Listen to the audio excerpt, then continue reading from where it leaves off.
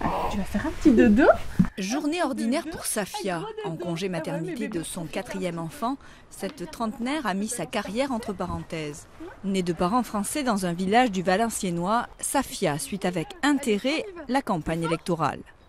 En 2007, elle a voté Sarkozy.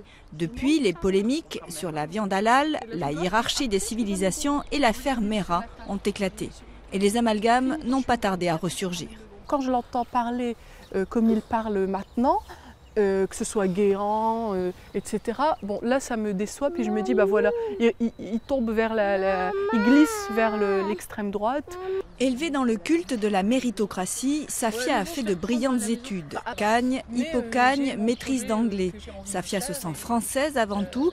Elle n'en peut plus qu'on lui rappelle systématiquement ses origines. Le retour au pays, il n'y a pas de retour au pays. Cet été, on est parti à Montpellier. On a loué une villa à Montpellier, on a pris des vacances là-bas. Quand je suis au Maroc, je ne me dis pas, je sens pas le besoin d'acheter une maison au bled, comme ils le disent. Même sentiment d'agacement pour son mari. D'origine marocaine, naturalisé français depuis 13 ans, Abdel, docteur en physique et cadre supérieur. Dès que son planning le lui permet, Abdel va à la mosquée de Villeneuve d'Ascq pour la prière du vendredi. La vision de l'autre, je la ressens d'abord. Ils me voient en tant que musulman d'abord, avant d'être français. Contrairement à leurs parents ou grands-parents, Abdel et Safia se moquent bien de savoir comment les candidats à la présidentielle se positionnent par rapport à l'islam. Ce qui les intéresse, c'est leur pouvoir d'achat, la qualité de l'air ou de l'enseignement.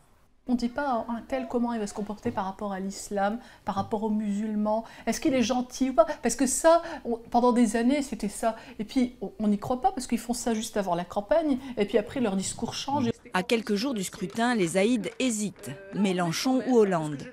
Leur souhait, que le maximum de Français musulmans aillent voter.